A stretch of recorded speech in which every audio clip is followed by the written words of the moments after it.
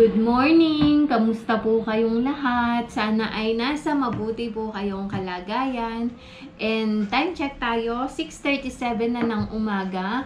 And kaalis lang ni Champ, na late siya today dahil naligo siya ng late. So anyway, sa mga nangyayari ngayon sa ating mundo, we're hoping and praying na sana matapos na ang kaguluhan sa gitnang silangan, especially between Iran and Israel. Sadya pong nakakalungkot at nakakabagabag ang mga nangyayari ngayon sa ating mundo. But anyway, we're not losing hope na sana ay masolusyonan ang kanilang hindi pagkakaunawaan. And our prayers po sa mga nasa Qatar din, sa Iran and Israel. Kasama po kayo sa aming mga dasal na sana ay nasa mabuti kayong kalagayan, na hindi kayo maapektuhan ng kaguluhan na ito. Pinagpa-pray po namin na sana ay hindi kayo apektado. Kasi alam niyo po, may kapatid din ako sa UAE. So,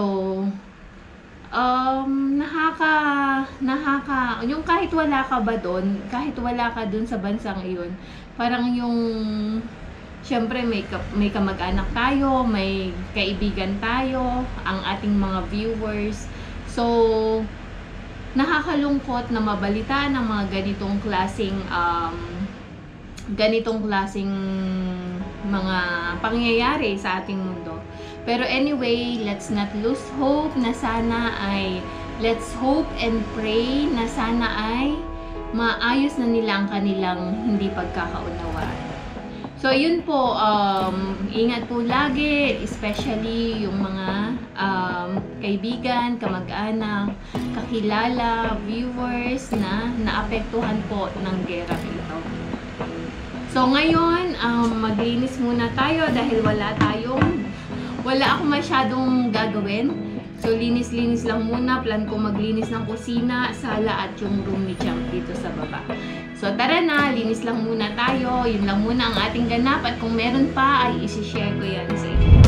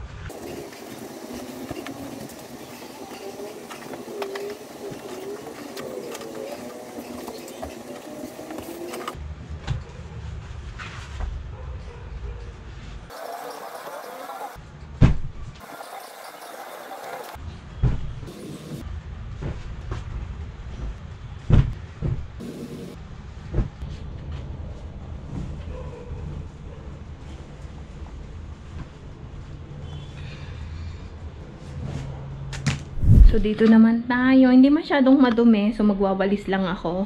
Hindi pa nakuha yung air fryer kahapon kasi umulan. So, ngayon, tumawag na siya. Ngayon niya kukunin. Ayan. Hindi naman masyadong marumi dito. Hindi kami tumatambay. Si Champ lang pag naggagawa ng homework. So, tara. Linis na tayo. Last na to.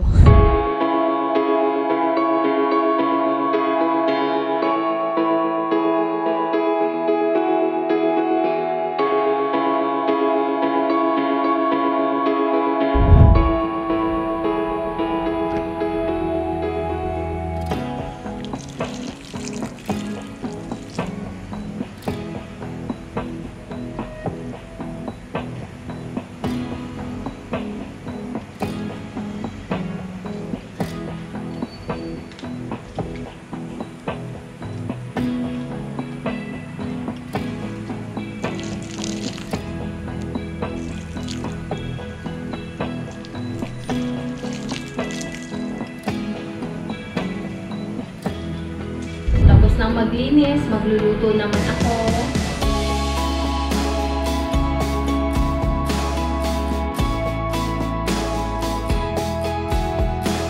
So ayan, nakuha na yung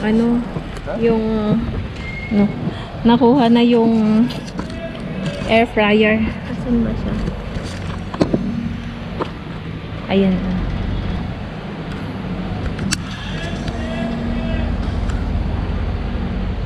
What is this? He's riding motorcycle? Ah. Gawa tayong mango float. So, ito na yung condensed milk na ginawa ko. And, itong cream.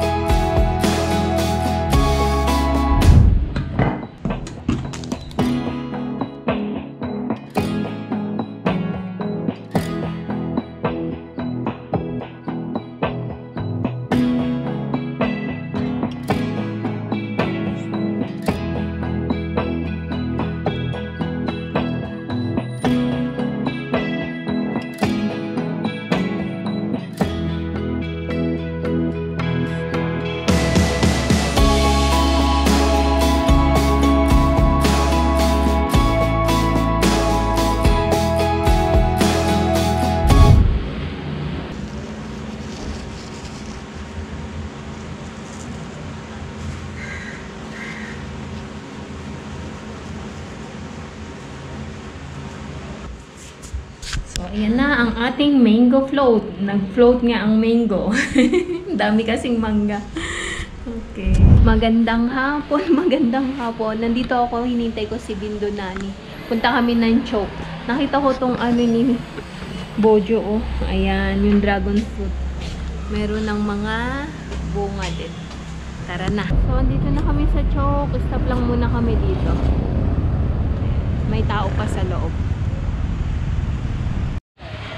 Namili ulit ako ng kumpi. Namili si Bindo Nani ng gatas. Kain tayo.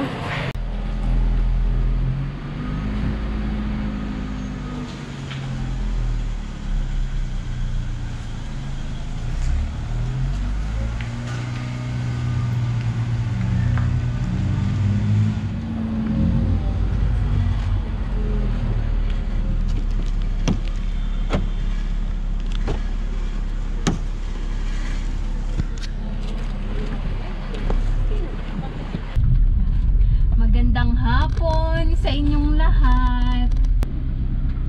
At kami ay magsisend lang kami ng documents sa courier. Send namin to sa Germany. And ayun, tara sama kayo. Punta tayo sa courier. Magkano yung charge na sisingilin sa amin? Malalaman po natin yan mamaya.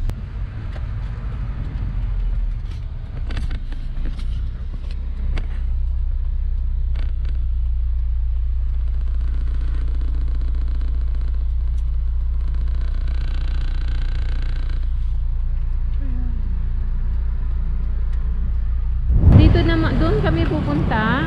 Ayan. Nandito lang kami. Oh, ayun yung Mercure. Bale, nagsasakyan kasi late na si Santos. Pupunta siya ng gym. Kaya nga po, mabilisan lang.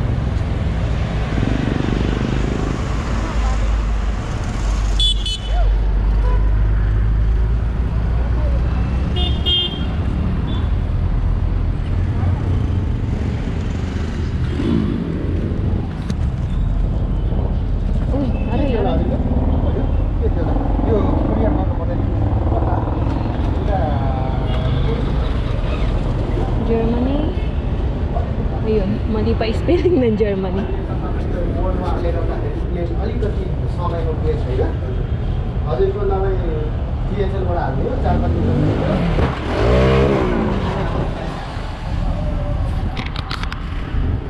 sa loob ng si Santos. Hintayin ko na lang dito sa labas. Medyo maliit lang yung space nila.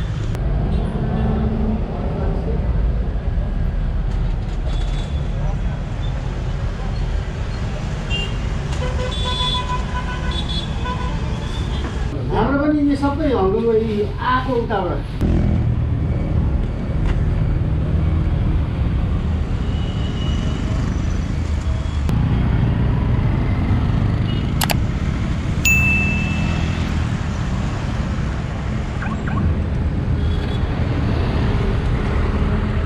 So ayan, nasend na namin at ang charge ay Kathmandu to Germany 4,800 rupees yung documents. How many days yan, Be? They said that because of the war, little bit it takes time. There's something like that. So maximum siguro yun 8 days. Kasi usually 4 to 5 days lang.